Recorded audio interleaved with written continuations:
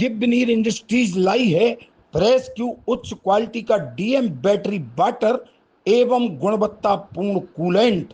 आपकी बैटरी और आपके वाहन के लिए बेहतरीन प्रोडक्ट अपने दुकानदार से सिर्फ प्रेस क्यू ही मांगिए।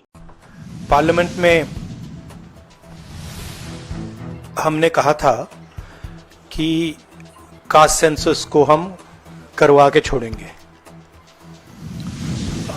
और हमने ये भी कहा था कि 50% की जो कैप है, जो आर्टिफिशियल दीवार लगा रखी है, उसको भी हम तोड़ के हटाएंगे।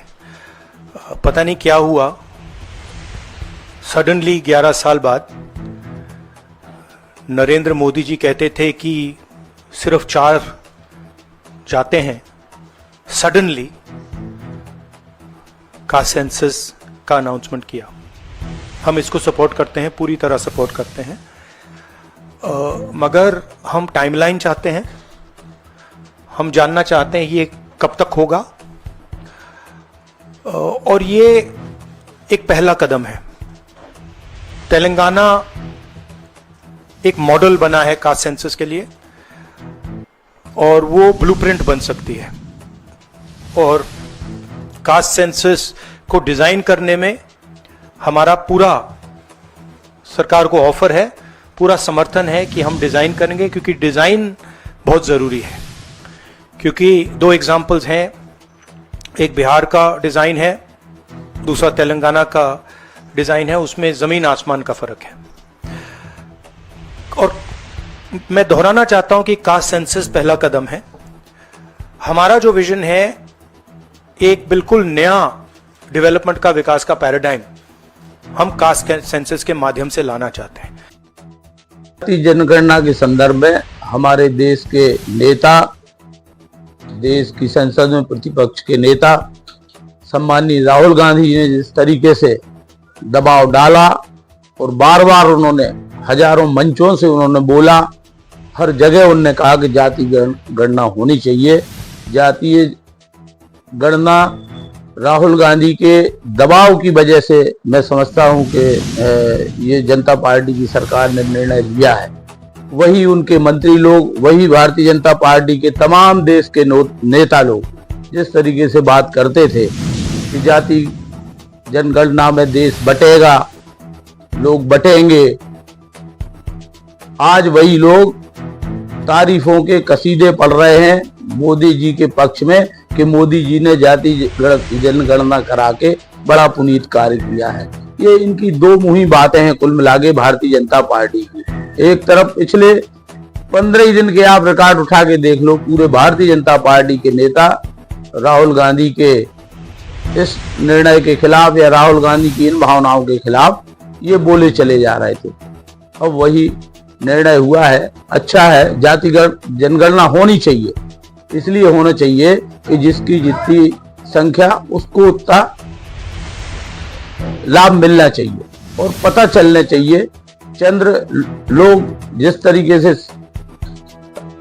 हर एक क्षेत्र में, चाहे राजनीतिक क्षेत्र हो, चाहे प्रशासनिक क्षेत्र हो, हर जगह जिस तरीके से लाभ लेते हैं, तो पिछड़ों को, अनुसूचित जाति के लोगों को, अनुसूचित जनजाति के लोगों को, सभी को जो हक से वंचित हैं उनको प्रॉपर हक मिलने चाहिए। इसलिए जाति जनगणना का होना अच्छा है। जो जाति जनगणना जो लागू हुई है उसके लिए कांग्रेस का कहना है कि उन्होंने इसकी पहल की थी। देखिए, अगर कांग्रेस इस विषय पर पहल करना चाहती तो कांग्रेस की सरकारें लगातार केंद्र में 40-50 साल तक कांग्रेस ने राज किया। प्रधानमंत्री आदरणीय श्री जवाहरलाल नेहरू जी ने एक पत्र लिखकर जातिगत जनगणना पर रोक लगाई थी।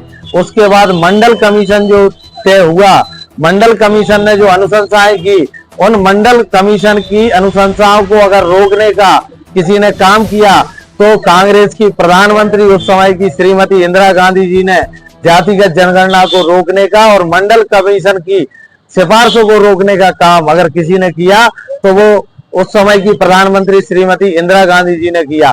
ज्ञानी जी जैल सिंह जी को पत्र लिखकर जातिगत जनगणना को रोकने का अगर किसी ने काम किया तो वो कांग्रेस पार्टी की सरकारों ने किया। वो तो भारतीय जनता पार्टी का मजबूत नेतृत्व इस देश को मिला है, आदरणीय प्रधानमंत्री श्री नरेंद्र मोदी जी का। इस नेतृत्व ने आज सारी जातियों का जो चिंता करने का काम किसी ने किया है तो हमारे यशस्वी प्रधानमंत्री श्री नरेंद्र मोदी जी ने किया है, और उन्होंने इस जातिगत जनगणना की घोषणा की है, और जल्दी हम जातिगत जनगणना को कर उस काम को कर भी दिखाएंगे। और जब हम करेंगे तो कांग्रेस जो कह रही है कि तारीख कब बताएंगे, तो हम उनको जल्दी तारीख भी बता देंगे और ये करके भी दिखाएंगे।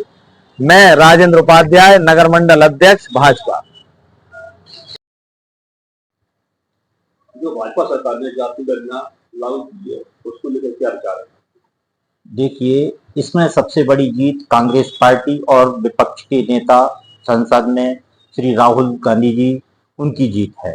जिस तरीके से भारतीय जनता पार्टी के लोग जातीय जनगणना का भ्रम फैला रहे थे, आज उसी को भ्रम को उन्होंने खत्म किया और उन्होंने स्वीकार किया कि जातीय जनगणना देश हित में है, ताकि हर समाज के वर्ग को सरकार अपने स्तर से लाभ दे सके। तो इसमें मैं सबसे महत्वपूर्ण बात राहुल गांधी जी को उनकी इस जीत पर मैं बधाई देता हूं, शुभकामनाएं देता हूं।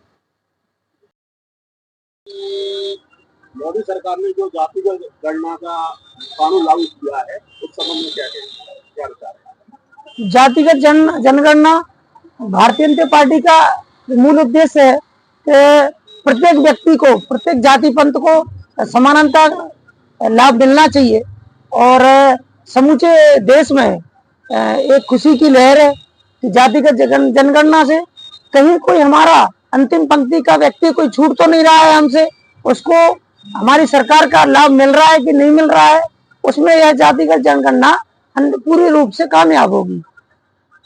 आपका नाम है? मैं राकेश सेन, नगर मंडल का उपाध्यक्ष। आज लग रहा है कि सामाजिक न्याय की क्रांति में ये जातिगत जनगणना का जो प्रकाशन टाइप का ये लोग कर रहे हैं कि हम जातिगत जनगणना कराएंगे, निश्चित रूप से सारी जातियां लाभ होगी। ओबीसी की स्थिति तो ये है कि लोग अपनी जात छुपाने के लिए उपजात लिख रहे हैं, और उपजात लिखने के कारण स्टूडेंट आज जातिगत सर्टिफिकेट बनाने के लिए दुनिया बड़ी दिक्कतों में पेश ये करता पड़ रहा है। निश्चित रूप से जातिगत जनगणना अगर हुई तो आदमी अपनी जात नहीं छुपा पाएगा, और आने वाले समय में जातिगत सर्टिफिकेट। जो भारतीय जनता पार्टी ने जाति गणना लागू की है उसके लिए क्या कहें? सबसे पहले तो मैं यही कहूंगा कि भारतीय जनता पार्टी की सरकार पर माननीय राहुल गांधी जी का जो विपक्ष संसद में विपक्ष के नेता हैं, उनका ही दबाव था। उनके ही दबाव के कारण इन्होंने जातीय जनगणना करना स्वीकार किया है। इससे सारे देश में जिस जाति की जितनी संख्या होगी, जितना प्रतिशत होगा, उस अनुपात में उन्हें लाभ मिलेगा। और जो रिजर्वेशन का 50% बंधन है वो भी समाप्त हो जाएगा। इसलिए हर व्यक्ति को इस जातीय जनगणना से निश्चित रूप से लाभ मिलेगा।